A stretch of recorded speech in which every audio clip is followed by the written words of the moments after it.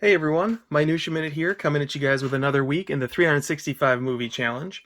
If you didn't see my video post yesterday, the film for March 4th was The Batman, starring Pattinson, directed by Matt Reeves. Once you've seen the movie, please go check that video out. I would love to have a conversation with you about Batman. If you have not seen Batman, do not go check it out. It is spoiler filled. Now, I put that video out on Saturday because I was just really excited to talk about the Batman. So we're actually rewinding a little bit here. This week's marathon is going to take us from February 25th up through March 4th, the day before I saw Batman, where I focused on a particular actor, and that actor is Andrew Garfield. So the first movie I ever saw Andrew Garfield in was The Imaginarium of Dr. Parnassus. I'm a huge Terry Gilliam fan. This particular movie was fun. It didn't necessarily blow me away. It was sort of like a greatest hits of Terry Gilliam, so it was kind of comfort food. But to be honest, amongst, all these huge actors, you got Heath Ledger in his final performance, Christopher Plummer, Johnny Depp, Jude Law, Colin Farrell. The standout performance for me ended up being this kid, Andrew Garfield, who I had never heard of before, thought he was fantastic, and then a couple years later, he showed up in The Amazing Spider-Man. The impetus for me taking on this little marathon really came from the release of Spider-Man No Way Home. I don't know how much I've talked about that movie on this channel. It's a movie I liked. I did not love it. I'm honestly at a point where really none of the Marvel movies really blow it out of the park for me. Generally, they're very middling films. Like, they're competent, but they never go the extra mile. And the thing that struck me while I was watching No Way Home was Andrew Garfield, because of course everyone thinks of The Amazing Spider-Man 2 and just, how much of a dud that Spider-Man reboot was, which is unfortunate because in No Way Home, you look at Andrew Garfield's performance against Tobey Maguire, who was my Spider-Man growing up. Those are my favorite Spider-Man movies. I'm a huge Sam Raimi fan. And Tom Holland, who I like a lot, and he just acts circles around those two people. He's just operating on a whole nother level. Like, there's just so much more pathos in his performance. And even though arguably his Spider-Man movies were the worst Spider-Man movies, in a lot of ways, he's the best person to play Spider-Man. And it just kind of dawned on me for the first time while I was watching No Way Home, and it made me want to go back and look at some of his other movies, because he was someone who I was always interested in, and then I just got sidetracked from because Spider-Man had left kind of a bad taste in my mouth. So for this marathon, I selected 7 Andrew Garfield films, 6 that were new to me, and then of course the one rewatch that I wanted to tackle. I'm going to go over my rewatch first, and then we'll go through the rest of the movies in the order that they were released. So let's get this rewatch out of the way. After all my complaining, the rewatch I chose was The Amazing Spider-Man 2. This is the 3D Blu-ray, which I own. Now, if you remember my rules around rewatching movies for this marathon, it has to be in a format that I've never watched the movie before. Now, this edition I've owned since 2014 when it came out. I have actually sat down and watched this version of the movie in 3D on my projector, so technically this wouldn't have counted. But I was browsing around online and I discovered that the 4K 2-pack limited edition set that they put out had actually become very cheap. And I recently just bought a new 4K TV, so I thought, all right, fine. I'll double dip on this. Now, you may be asking me, why didn't I watch the first Amazing Spider-Man? But if I'm being completely honest, I actually like the second one better than I do the first one. Like, the second one's complete cornball nonsense. But the first one I found to be really dull, dark, depressing, and lame. So taking a quick leaf through this 4K set, it's actually kind of a nice little set. You've got this booklet that's kind of built into the front of it, and then when you get towards the back, the discs are housed in that same book format throughout. So you've got Spider-Man on Blu-ray and 4K, Spider-Man 2 on Blu-ray and 4K again, and then a bonus disc, which I actually didn't look at all going into this review. I'll have to check out what's on there at some point.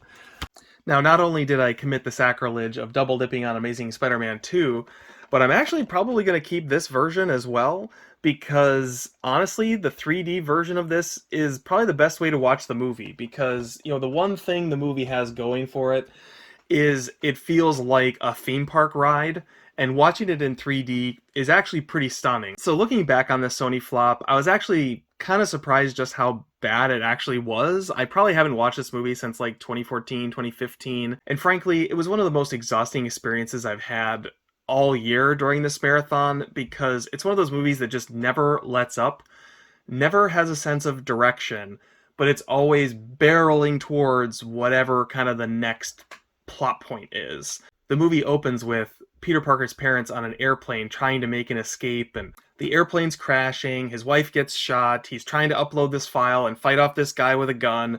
It's all very high octane, over the top action, and it's the first 5 minutes of the movie featuring two characters who are like, a scientist and a housewife or whatever. You're exhausted after the first 5 minutes, and the movie only ratchets up from there. Compounding the matter is you've got Jamie Foxx, which is a subplot, Harry Osborn, which is a subplot, Peter Parker coming to grips with what happened to his parents, which is a subplot, Gwen Stacy going off to London, which is a subplot. You'll notice I'm not talking about what the main plot is, because the reality is there isn't one. You just bounce back and forth between these different subplots, seemingly at random. It's a movie where, you could rearrange the scenes in any order you want, and it almost wouldn't matter. I really wanted to go back and look at it again because I was so impressed with Andrew Garfield in No Way Home. And going back and just kind of focusing on his performance in this was interesting. In some ways, his performance is all over the map, but that's really because that's what the script requires of him. He really does go into every scene in this movie with the utmost conviction, really, acting his heart out for a role that really wasn't worthy of the effort, unfortunately. It's a great example of where, you really can't blame the actor for being bad, because he's doing exactly what's written on the page. An interesting artifact in his filmography, which you'll quickly discover, is filled with a lot of independent, low-budget film. Now, if you want to watch The Amazing Spider-Man 1 and 2 again, and you don't want to break out $20 to pick up this 4K release, here's a digital code for you. Have at it. Enjoy? Question mark? Alright, so for the remaining 6 movies, as I said, we're going to go through them in chronological order, the oldest one of which came out in 2007, a full 2 years before Imaginarium of Dr. Parnassus was finally released, although that film was in development hell for a while, so I'm not sure which was filmed first, and that's Boy A, which in full transparency probably was my favorite film that I watched this whole week. Super interesting premise. Basically, it follows the story of a child murderer who is rehabilitated in juvenile prison, turns 18, and is released back into society under a false name in a sort of witness protection program. And it's about him trying to reintegrate into society. And he sees these mock-ups of, what the people think he looks like as an adult in the tabloids, which are proclaiming, evil is released back into the world, and everyone wants to find out what happened to this kid and have their pound of flesh because of the horrific murder he was a part of when he was a child. He's not a serial killer.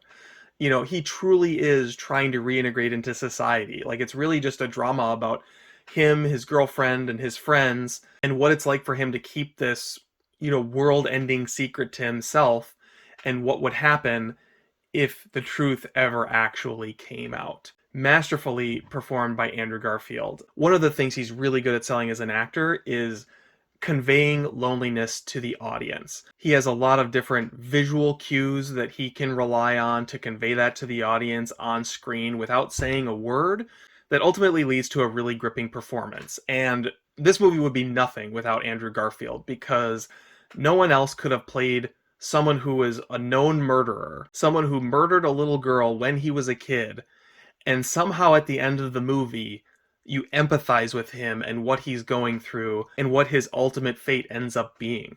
Just incredibly compelling stuff, very interesting script, really well performed. The direction in this movie is very simple. The various shots and angles that they choose are not particularly creative. It actually feels almost like a TV movie, but it doesn't matter because the performances in the script are so compelling on their own. Speaking of TV movies, I did watch Red Riding 1974, This film came out in 2009, the same year as Imaginarium of Dr. Parnassus. And this is actually a three-pack. It includes Red Riding 1980 and Red Riding 1983 as well. All three of these films are TV movies based on a series of novels by David Peace. I've never read the novels, but basically they're about working class Londoners stuck at their level of society, being preyed upon by rich upper class businessmen. Andrew Garfield plays an investigative reporter who basically starts asking the wrong questions and becomes the target of a campaign to silence him, led by Sean Bean, who's a businessman that's basically just trying to build a shopping mall in their small town. Like, very small potatoes stuff here, but kind of like the Batman, which I reviewed yesterday, it's very interested in the machinations of pulling the levers of power, greasing the wheels where you need to get what you want. Andrew Garfield ultimately discovers he has no power in this situation because Sean Bean has bought the police, he's bought the newspapers, he's bought the politicians, and by the end of the movie you realize, he can literally murder someone, leave them in his lawn, and he's untouchable. And Andrew Garfield has to either come to terms or refuse the terms of this world that he has discovered he lives in. Very grim stuff. This was a super heavy movie to watch. Kind of difficult to understand, to be honest. The accents are extremely thick in this, but it's kind of like, going into a pool of cold water where, it's a bit overwhelming at first, but as you kind of immerse yourself, you kind of acclimatize to it and you're able to follow along pretty well. Another great performance from Garfield in this. I would highly recommend Red Riding if you've never seen it. And I'm looking forward to checking out 1980 and 1983 at some point in the future. All right, next up, we're going to bounce all the way up to 2010 with the David Fincher film The Social Network, which probably was the first movie people really became familiar with Andrew Garfield in. If they missed him for this, they caught him for Spiderman. Basically, he plays a co-creator of Facebook who funded Mark Zuckerberg in the fledgling months of the company. This is interesting because I don't have Facebook. I only just got Instagram, literally just to be able to chat with you guys. For no other reason would I ever think of getting on Instagram. I only am on YouTube. Like, that's really, what I like to do just because it's fun. I enjoy the message in a bottle quality of throwing a video on YouTube and letting it just exist out there. And all the social media aspects of it really don't appeal to me. And so I never saw this movie when it came out, really for that reason. It's just not a subject that interests me. But because it has Andrew Garfield, I figured this would be as good of an opportunity to check it out as any. And I have to say that the results were interesting. The thing that struck me the most about The Social Network was how dated it felt.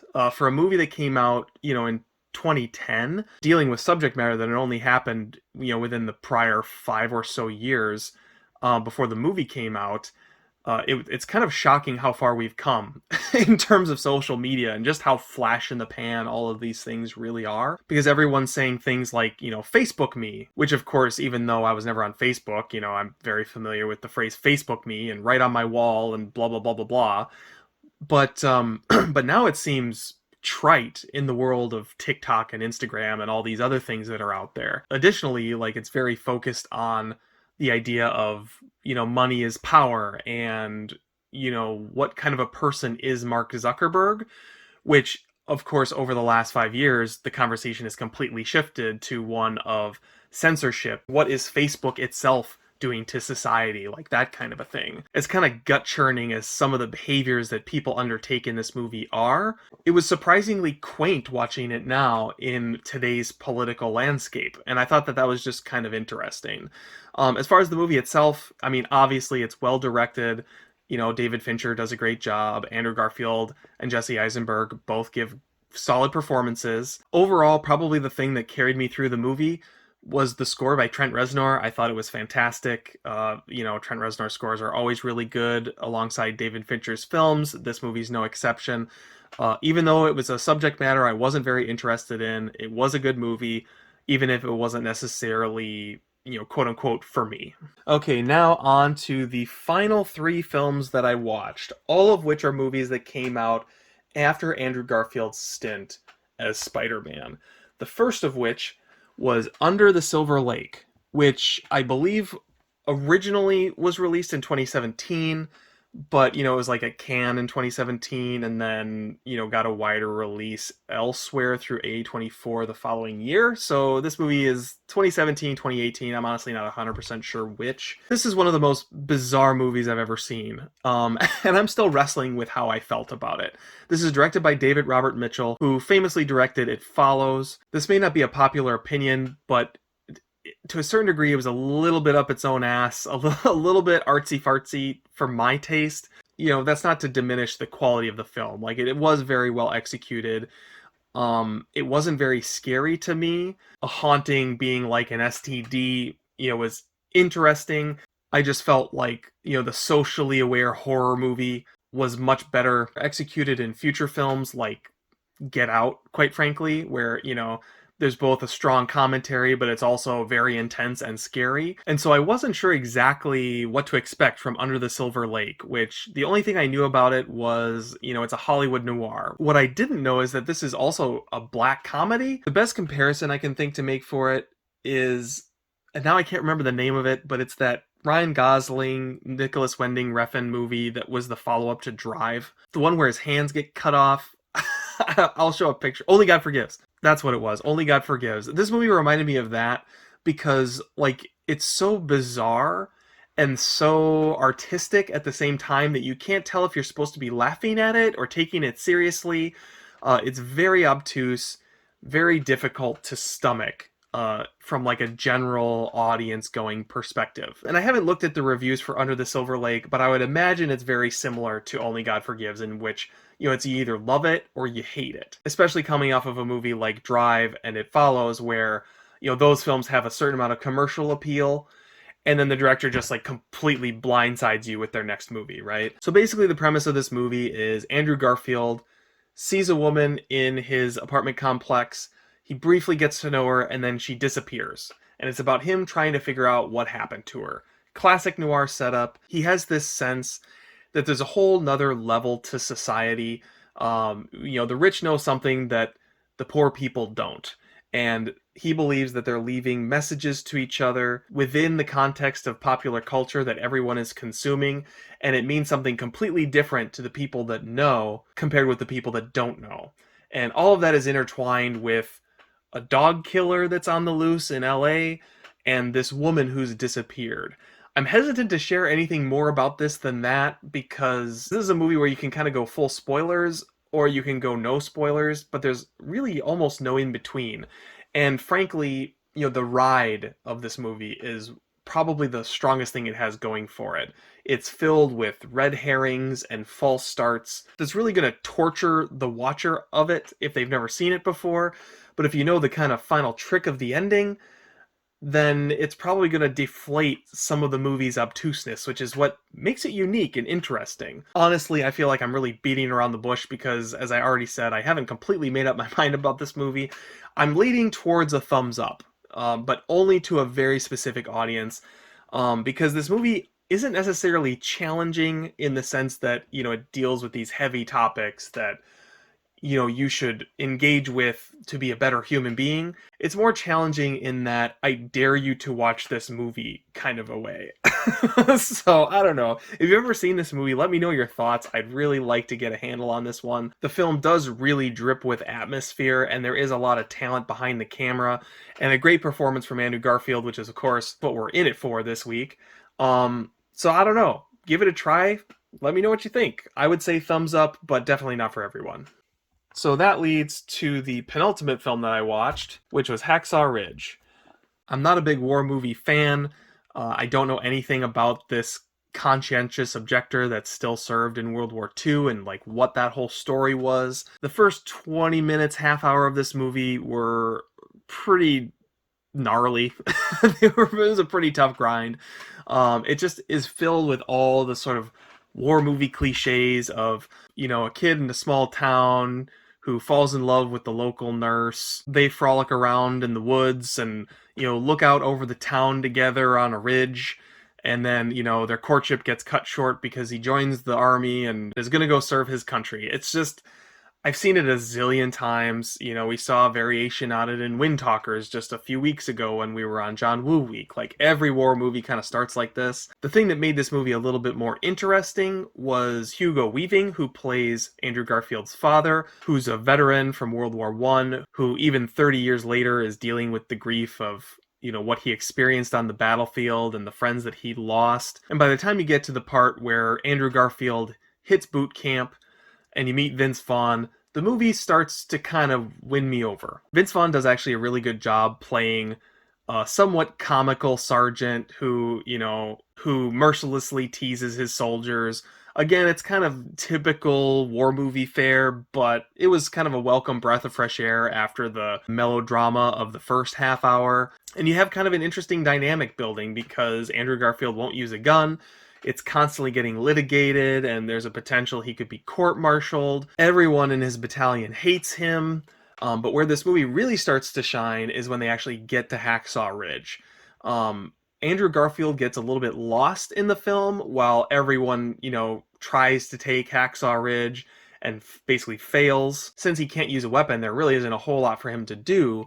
But then once you hit the aftermath of that battle, and it's him basically going around rescuing all these soldiers who had been left for dead, trying to get one more, like trying to go back and find one more. He has this mantra, just one more, God, just one more. It gets so intense. Like, you keep begging him not to go back for another because the Japanese are on to him. There's no reason to think that he's not about to get caught, but he just keeps going back and rescuing more and more people. And it makes for a really exciting, dramatic third act of the film. The biggest problem I had with this movie really comes after that, when, you know, he's rescued as many people as he could, he comes back to base, and then they use him as sort of the shining example to go back and, you know, take Hacksaw Ridge once and for all. You know, he's playing someone who's a conscientious objector, you know, he is a devout Christian, and the military weaponizes that to get everyone to go back to Hacksaw Ridge a final time, which the movie doesn't question at all, which I was really bothered by. Like, it becomes very jingoistic and unapologetically so. And it just really lost a lot of the dynamism that had been built up earlier in the film. So my recommendation when you watch this movie is, you know, wait till they get off Hacksaw Ridge and then just shut it off. Or fast forward to the end credits and see what happened to everybody. It's kind of funny because I criticized Ridley Scott in House of Gucci for ending so abruptly after Adam Driver gets shot. But the reality is, you know, that's when the story ends. Like, the story that Ridley Scott is interested in telling is how did they get to that point at the end of the movie.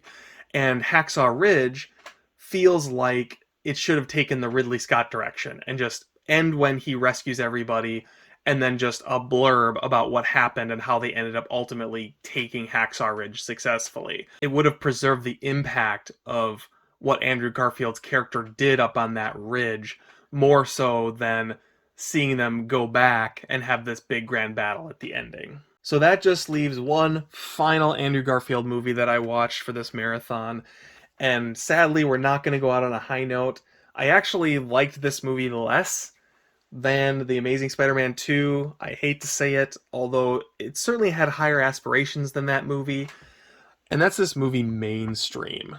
This is directed by Gia Coppola, and Andrew Garfield plays a YouTuber. Think like a Jake Paul kind of a YouTuber, where his views are based on pandering to the youth, clickbait, shock value, you know, all like the worst tendencies of YouTube via like 2015 through 2017, maybe. Which was actually part of what bothered me about this movie, because it seems like Gia Coppola is coming up like a day late and a dollar short on this subject, because they're portraying this era of YouTube as if it's now. And it's doing so in the most like dunderheaded way possible. I get that social media can, you know, cause mental illness and make kids commit suicide. Like, this is all not old news, like it's certainly relevant, but it's not really adding anything to the conversation. It just feels sort of late to the party for a movie that came out in like 2020 or 2021.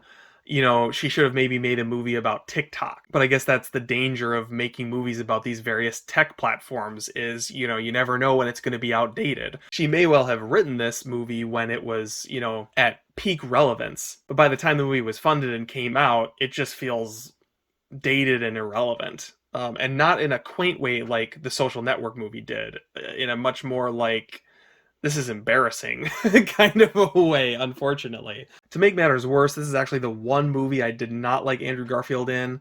I felt like he played it too broad, and again, that may have been, the direction of Coppola. I don't want to necessarily blame the actor for doing what he's told, but this is a role that really plays to sort of the lowest common denominator of what Andrew Garfield is capable of doing. He has a manic energy that needs to be molded and shaped. And he doesn't do that in this movie because he's playing a YouTube personality, and that's not what those types of personalities ever really did. So for those reasons, I don't know if this is a movie I can really recommend to you. I mean, we're all sitting here YouTubers on the platform, so like maybe it's a movie we should all watch. It features a lot of cameos from, big YouTubers from 5 years ago, but beyond that, it feels like the wrong movie at the wrong time. But anyway, I guess that wraps up this week's Andrew Garfield marathon. Overall, it was a lot of fun. It was a really good time digging into Andrew Garfield, although, to be honest, I'm definitely ready for a break, ready for a fresh face next week. If you've seen any of these movies, be sure to leave a comment down below. Let me know what you thought. I hope you guys enjoyed this video. Leave a thumbs up if you did. And I hope you guys have a great week in movies. Thanks for watching.